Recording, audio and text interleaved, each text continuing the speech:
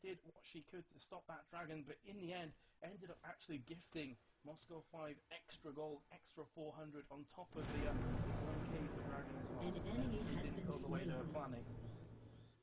And a complete flip of the last game where SK actually picked up the first 2 kills. Now Moscow 5 starting very aggressively. Ash has already gone back and picked himself up to Doran's blades. Corky has not been back so far. How much gold does he have in his back pocket? Yeah, he does have 1,600 gold almost, so he's definitely going to be waiting for that BF sword to come to fruition.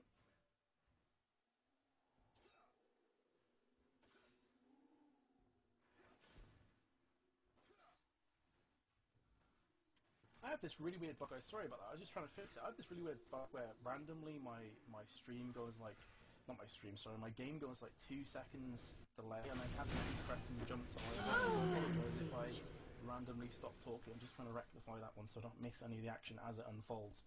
But either way, not too much to report on there. Corky has gone up to 1,750. For the honor so has more than enough for that BF sword, but he is actually going to go back and pick up the Berserker's Greaves. So we are going to see Genja taking the Trinity Force more than likely again, as we saw in the last game, and as we have seen him time and time again in the CVC. And here comes Jax once again applying the pressure on towards the Shen. Nocturne is also lurking, but there is a ward down in that tri-bush, so Shen knows exactly what is going on, and he's going to hold firm there in his lane. How's the creep score looking? Is Darian bossing it up once again? He's on 50, Shen on 41, so there's a slight lead there. Mid, Karthus on 52, Cassiopeia on 52, dead even. Bot lane, Corky is finding himself at 55, Ash with 46, so Genja right here. And how is the jungle looking? Next, 37 has a Berserker's Greaves and the 12th armor. And of course, Mundo going the same route. He wants to be more tanky, he wants to be more of a constant harass with that burning agony, and that's going to be justifiable with the likes of the Heart of Gold being picked up first. And he also has 36 creep score on top of that. But of course, Nocturne is much better at picking up those creeps realistically, much more PvP based, and also be outputting so much damage once he hits level 6, which he has already done so with that Paranoia. So he's going to be giving this blue buff to Karthus. That's going to allow Karthus to be super spammy in his lane. There we go. Karthus has finally picked that one up. In the meantime, Cassiopeia has also picked herself up the blue as well. So a lot of spam right there. Jax is going to try and apply the pressure once again. Much slower kind of more touchy-feely start than the last game was, ladies and gents, where SK started very aggressively, picked up 2 or 3 kills. Moscow 5 did trade back. No, please tell me this isn't going to happen again. Last time Bosu Pepper disconnected against TSM and they picked up that game, did TSM, and he's just EC'd again there. So I really hope this isn't going to be a repeat of the last game. It would be crushing for Moscow 5 if they end up losing because of a 4v5. But for SK, this obviously looks really good for them. They're going to try and pull this one back to a 1-1 regardless of what happens, you have to feel.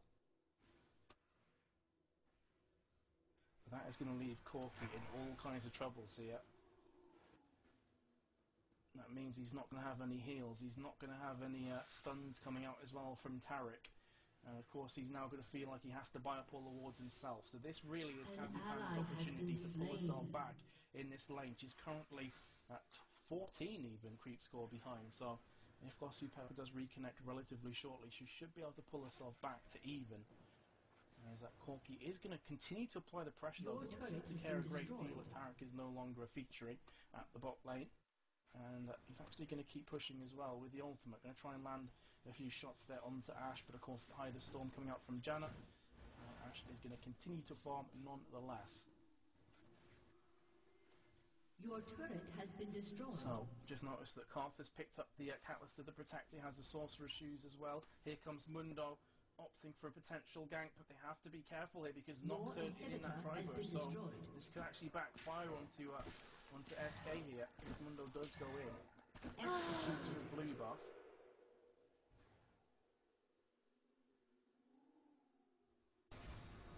Your turret has been destroyed. And he is going to continue to farm regardless. I always feel really disappointed though, they did in the last game as well, you know, the 4v5 really kind of bums me out. You want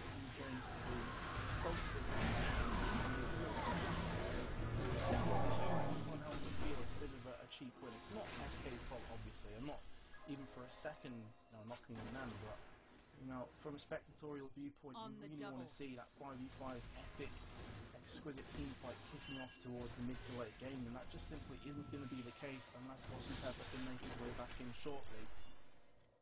Especially when you have a look at SK's lineup. Late game, they're going to be incredibly strong. You have the likes of Ashen, you have the likes of Mundo as well. Ash gets super strong in the late game. Janna on top of that as well is just an all-round beautiful support. So you have to say that Moscow 5, we're going to have to really apply the pressure early on in this matchup, and being 4v5, it's going to be very difficult for them to do just that. They're always going to be very tentative. They don't want to engage in these big team fights. And of course, with the likes of Tarek not being here anymore, it's going to be very difficult for them to control that dragon as well. So this is going to kind of take out a lot of that counter jungling that Diamond Prox brings to the lineup, because he's going to always have to keep very mindful of the fact that dragon is now respawned. Either way, let's have another quick look, see some of those creep score differences. Cassiopeia 94. Carthus is still ahead with 109. Ultimate comes out there. Paranoid and Nocturne, and also the Shroud as well. So he has blocked the ultimate there for Cassiopeia. Here comes Shendo, and you're able to see that Carthus is going to back. In the meantime, Ashizar has been up there. And he's coming up, but Nocturne is going to fall. Cassiopeia. Shen so quick on the ultimate, making sure he was dead just and this is going to allow him to pick up the dragon. Really precarious at best right now for Moscow 5.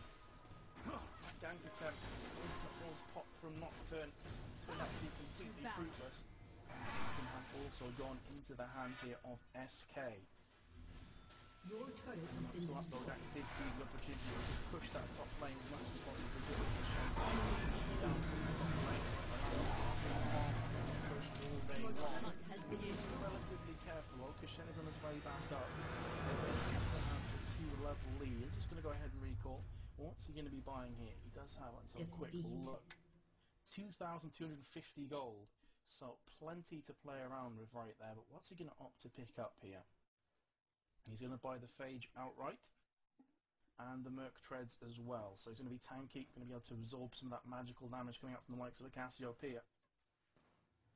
In the meantime, Nocturne has picked up the Wriggles Lantern, Vampiric Scepter and Ruby Crystal onto Corki, which makes sense, and he's in 1v2.